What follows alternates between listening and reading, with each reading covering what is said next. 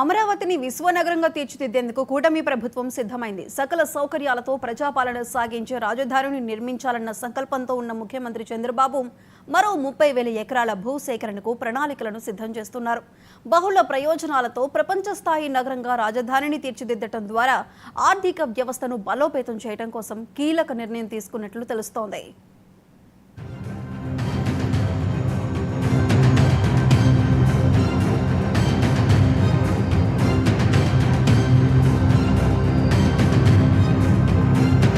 ఆంధ్రప్రదేశ్ రాజధాని నిర్మాణం విషయంలో కూటమి ప్రభుత్వం మరో చారిత్రక నిర్ణయం తీసుకుంది. రాజధాని విస్తరణ కోసం అదనంగా మరో 30,000 ఎకరాల భూమిని సేకరించే దిశలో అడుగులు వేస్తోంది. 2014-19 మధ్య రాజధాని అమరావతి ప్రాజెక్టు ప్రారంభమైనప్పటికీ వైసీపీ ప్రభుత్వం వచ్చాక ఆగిపోయింది. పునాది రాళ్లు శిథిలాలుగా మారాయి. జగన్ విధ్వంసాన్ని కళ్లారా చూసిన ప్రజలు ఎన్నికల్లో కూటమి పార్టీలకు అసాధారణ మెజార్టీతో జైకొట్టడంతో వైసీపీ ప్రతిపాదించిన 3 రాజధానులను ప్రజలు స్వాగతించలేదని, అందరూ అమరావతినే కోరుకుంటున్నట్లు రుజువైంది. ప్రజా తీర్పును శిరసావహిస్తూ పగ్గాలు చేపట్టిన ముఖ్యమంత్రి చంద్రబాబు ధ్వంసమై కొన్ని చోట్ల పునాదుల దశలోనే నిలిచిపోయిన నిర్మాణాలన్నీ గాడిన పెడుతున్నారు. కేంద్ర ప్రభుత్వ సహకారంతో అమరావతిని ప్రపంచ స్థాయి రాజధానిగా మార్చే దిశలో ముందుకు సాగుతున్నారు.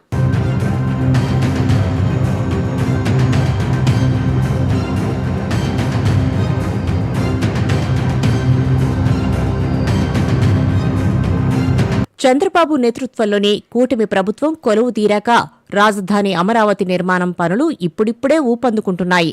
గత ప్రభుత్వం నిర్లక్ష్యంతో శిథిలమై ధ్వంసమైన నిర్మాణాలను గాడిలో పెట్టి అధికారులతో పరుగులు పెట్టిస్తున్నారు. ఇప్పుడు మళ్లీ పనులు వేగవంతమవుతున్నాయి. హైదరాబాద్, ముంబై మహానగరాలకు ధీటుగా అమరావతిని ఆర్థిక, వాణిజ్య, సాంకేతిక కేంద్రంగా మార్చాలని చంద్రబాబు కీలక నిర్ణయం తీసుకున్నట్లు తెలుస్తోంది.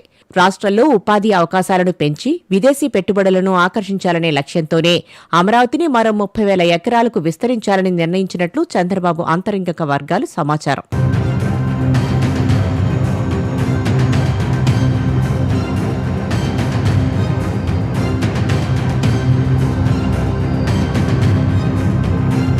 అమరావతి కోసం తొలి దశలో 30,000 ఎకరాలతో ప్రణాళికను సిద్ధం చేసింది. ఇందులో 30% ఆకుపచ్చని ప్రాంతాలు, నీటి వనరుల కోసం కేటాయించారు. అదనంగా మరో 30,000 ఎకరాలను సేకరిస్తే ఈ నగరం మరింత ఆధునిక సౌకర్యాలతో, అంతర్జాతీయ ప్రమాణాలతో అభివృద్ధి చెందుతుందని అంచనా వేస్తున్నారు. రాజధాని అమరావతి కోసం వరల్డ్ బ్యాంక్, హడ్కో వంటి సంస్థల నుంచి 31,000 కోట్లు, బడ్జెట్ నుంచి 6,000 కోట్లు సమీకరించారు. ప్రజల నుంచి పన్నుల భారం లేకుండా ఈ నిధులను సమకూర్చినట్లు మంత్రి నారాయణ తెలిపారు.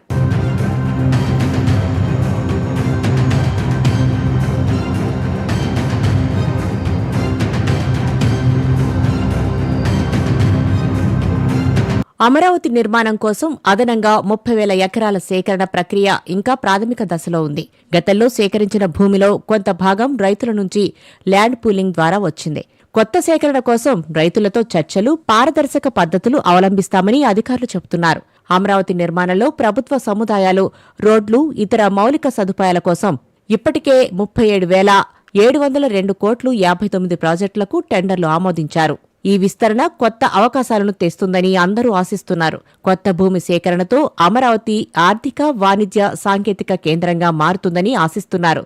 ఈ విస్తరణ రాష్ట్రంలో ఉపాధి అవకాశాలను పెంచి విదేశీ పెట్టుబడులను ఆకర్షిస్తుందని అంచనా వేస్తున్నారు.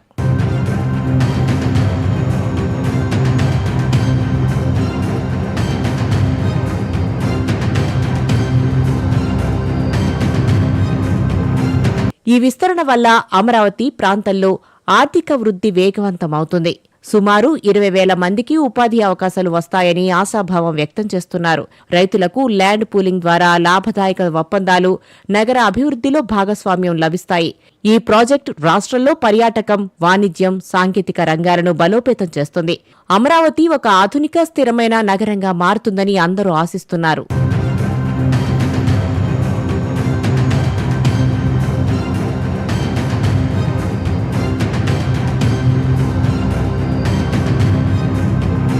కూటమి ప్రభుత్వం అమరావతి రాజధానిని అభివృద్ధి చేస్తూనే భవిష్యత్తు విస్తరణ కోసం మరో 30,000 ఎకరాల భూమిని సమీకరించే ప్రతిపాదనను వ్యూహాత్మకంగా తెరపైకి తెచ్చినట్లు తెలుస్తోంది.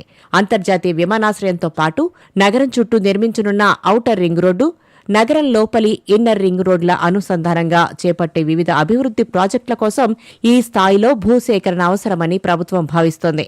ఈ భూ సమీకరణ ప్రక్రియ కోర్ క్యాపిటల్ ప్రాంతానికి సమీపంలోని గ్రామాల్లో చేపట్టేందుకు Amaravati metropolitan regional development authority ప్రణాళికలు రచిస్తోంది. ఇప్పటికే 31,000 కోట్ల పనులు వివిధ ఏజెన్సీలకు అప్పగించగా భవిష్యత్ అవసరాల కోసం భూమిని సిద్ధం చేస్తున్నారు.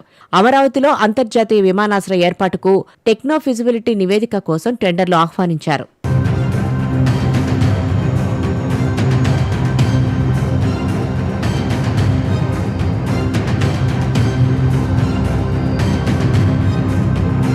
ప్రస్తుతం రాజధాని అమరావతి ప్రాంతంలో 33,000 ఎకరాల్లో నిర్మాణ పనులు చురుగ్గా సాగుతున్నాయి. భవిష్యత్తులో రాజధాని విస్తృత అవసరాలను దృష్టిలో ఉంచుకుని అదనంగా భూమిని సిద్ధం చేయాలని ప్రభుత్వం కృతనిశ్చయంతో ఉన్నట్లు సమాచారం. ఇటీవలే దాదాపు 31,000 కోట్ల విలువైన వివిధ అభివృద్ధి పనులకు టెండర్లు ప్రక్రియను పూర్తి చేసి వాటిని వివిధ నిర్మాణ సంస్థలకు ఏఎంఆర్డీఏ అప్పగించింది. ప్రపంచ బ్యాంకు, ఆసియా అభివృద్ధి బ్యాంకు వంటి అంతర్జాతీయ ఆర్థిక సంస్థలు కూడా పనులు పురోగతి ఆధారంగా దశల వారీగా నిధులను విడుదల చేస్తున్నాయి. రాజధాని నిర్మాణ పనులు ఊపందుకోగానే ప్రభుత్వం ఈ విస్తరణ ప్రణాళికపై మరింత దృష్టి సారించనుంది.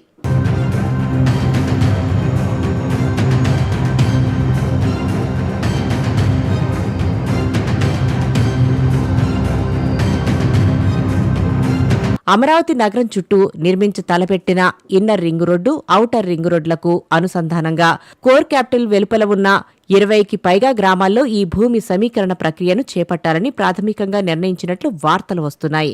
ఈ ప్రతిపాదిత భూసేకరణకు సంబంధించిన సాధ్యాసాధ్యాలను ప్రభుత్వం నిశితంగా పరిశీలిస్తోంది. మరోవైపు అమరావతిలో ఒక అంతర్జాతీయ స్థాయి విమానాశ్రయాన్ని ఏర్పాటు చేసేందుకు అవసరమైన ప్రతిపాదనలను సిద్ధం చేసే పనిలో ఆంధ్రప్రదేశ్ ఏవియేషన్ కార్పొరేషన్ నిమగ్నమై ఉంది. దీనిలో భాగంగా సమగ్రమైన టెక్నో ఫీజిబిలిటీ నివేదికను రూపొందించడానికి టెండర్లను ఆహ్వానించింది. ఈ నివేదికను వీలైనంత త్వరగా తయారు చేసి కేంద్ర పౌర విమానయాన శాఖకు పంపాలని లక్ష్యంగా పెట్టుకున్నారు. కేంద్రం నుండి అనుమతి లభించిన వెంటనే రాష్ట్ర ప్రభుత్వం ఈ ప్రతిష్టాత్మక ప్రాజెక్టు తదుపరి కార్యాచరణను ప్రారంభించే అవకాశం ఉన్నట్లు ప్రచారం జరుగుతోంది.